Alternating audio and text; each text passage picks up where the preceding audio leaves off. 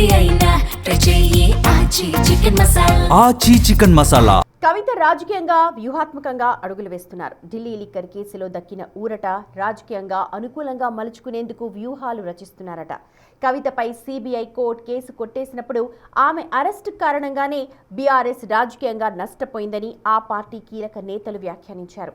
దాంతో కేసు నడుస్తోన్న సమయంలో ఆ తర్వాత బీఆర్ఎస్ నేతలు చేసిన కమెంట్స్ను అస్త్రంగా చేసుకుని రాజకీయంగా బీఆర్ఎస్ను ఇరుకున పెట్టేలా కవిత అడుగులు వేస్తున్నారట. గులాబీ పార్టీ ఆవిర్భావం నుంచి పార్టీ యాక్టివిటీస్ లో చురుగ్గా ఉన్న కేసీఆర్ కుమార్తె కల్వకుంట్ల కవిత ఉద్యమ సమయంలోనే సొంతగా తెలంగాణ జాగృతి సంస్థను స్థాపించి తెలంగాణ సంస్కృతి సాంప్రదాయాల వ్యాప్తికి కృషి చేస్తూ వస్తున్నారు. రాష్ట్ర విభజన తరువాత 2014 ఎన్నికల్లో టీఆర్ఎస్ నుంచి కవిత నిజామాబాద్ ఎంపీగా గెలిచారు. 2019లో జరిగిన పార్లమెంట్ ఎన్నికల్లో నిజామాబాద్ లోక్సభ నుంచి పోటీ చేసిన కవిత ఓటమి పాలయ్యారు. అయితే ఆమెకు 2020లో ఎమ్మెల్సీగా అవకాశం ఇచ్చారు కేసీఆర్. కవిత మంత్రి కావాలని అనుకున్నారని చెప్తారు, కానీ అది జరగలేదు. కేవలం ఎమ్మెల్సీగానే కొనసాగుతోన్న కల్వకుంట్ల కవితకు తన తండ్రి పార్టీలో కూడా సముచిత పదవి దక్కలేదు. అధికారం కోల్పోకముందే ఆమె సోదరుడు కేటీఆర్ బీఆర్ఎస్ వర్కింగ్ ప్రెసిడెంట్ గా పార్టీలో చక్రం తిప్పడం మొదలుపెట్టారు. అలాగే హరీష్ రావు సహా ఇతర నేతలకు ప్రాముఖ్యత దక్కటంతో కవిత పార్టీతో కొంత గ్యాప్ పాటిస్తూ వచ్చారు. ఈ క్రమంలో ఢిల్లీ లిక్కర్ స్కామ్ లో ఆమె ఇరుక్కుని అరెస్టు కావటం జరిగిపోయాయి. ఈ కేసు తరువాత కవితను పార్టీ పెద్దలు ఇంకా దూరం పెట్టారని ఆమె వర్గీయులు విమర్శిస్తుంటారు. అందుకే ఆమె బెయిల్ పై విడుదలయ్యాక కూడా బీఆర్ఎస్ కార్యక్రమాల్లో కనిపించలేదట.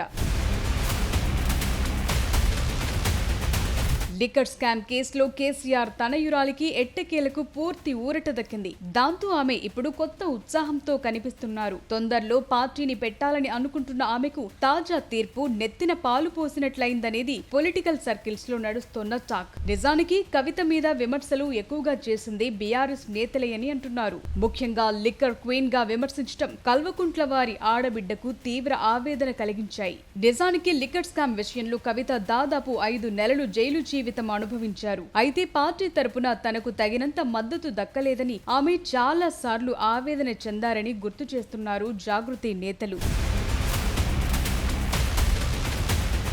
అయితే లిక్కర్ స్కామ్ లో కలిగిన ఊరటను బీఆర్ఎస్ వాడుకోకుండా కవితపై అభియోగాలు మోపుతోంది. కవిత అరెస్టు రాజకీయంగా తమకు నష్టం చేసిందని స్వయంగా కేటీఆర్ వ్యాఖ్యానించారు. తన వల్లనే వరుస ఎన్నికల్లో బీఆర్ఎస్ ఓటమి పాలైందని ఆ పార్టీ నేతలు చెప్పటంపై కవిత మండిపడుతున్నారు. స్వయంకృతాపరాధంతోనే ఆ పార్టీ ఓటములు మూటగట్టుకుంటోందని ఆమె విమర్శలు గుప్పిస్తున్నారు. ఏదేమైనా లిక్కర్ కేసులో నిర్దోషిగా బయటపడ్డ కవిత అనవసరంగా తనను జైలు పాలు చేయటం, తండ్రి పార్టీలో తనను ఏకాకిని చేయటం సెంటిమెంట్ గా ఉపయోగపడుతుందని భావిస్తున్నారట.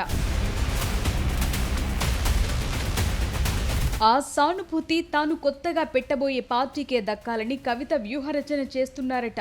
లిక్కర్ కేసులో క్లీన్ చిట్ వచ్చిన ప్రభావం ఎట్టి పరిస్థితుల్లో బీఆర్ఎస్ కు దక్కకుండా ఉండేలా కవిత ఇప్పటి నుంచి అడుగులు వేస్తున్నారట. కవిత రాజకీయమంతా ఇప్పుడు బీఆర్ఎస్ పైనే ఫోకస్ అవుతున్నట్లు కనిపిస్తోంది. జనంలో బీఆర్ఎస్ ను ఎంత పలుచన చేస్తే అంతే స్థాయిలో తన కొత్త పార్టీకి బలం చేకూరుతుందన్నది ఆమె వ్యూహంగా ఉందంటున్నారు. అందుకే ఆమె లిక్కర్ స్కామ్ తీర్పుని అనుకూలంగా మార్చుకుంటూ అదే సమయంలో బీఆర్ఎస్ మీద విమర్శలు ఎక్కుపెడుతున్నారట.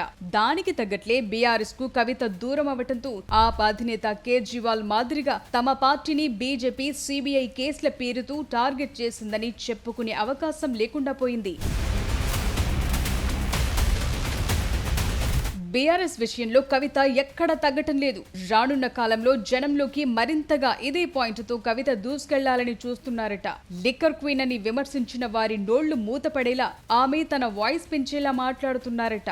లిక్కర్ స్కామ్ తీర్పుతో బీఆర్ఎస్ సైలెంట్ అవ్వాలన్నది ఆమె స్కెచ్ గా కనిపిస్తోంది. అంతేకాదు తన రాజకీయ భవితకు ఇదే పునాది కావాలని ఆకాంక్షిస్తున్నారట. అయితే కాంగ్రెస్ బీజేపీలకు దీటుగా కవిత కొత్త పార్టీని ఏ విధంగా ముందుకు తీసుకుని వెళతారు అన్నది ఆసక్తికరంగా తయారైంది. కవిత స్వయంగా సత్తా చాటుకోవటానికి అవలంబిస్తోన్న స్ట్రాటజీలతో ఆమె ఫ్యూచర్ తో పాటు బీఆర్ఎస్ ఫేట్ కూడా ఆధారపడి ఉందంటున్నారు రాజకీయ విశ్లేషకులు.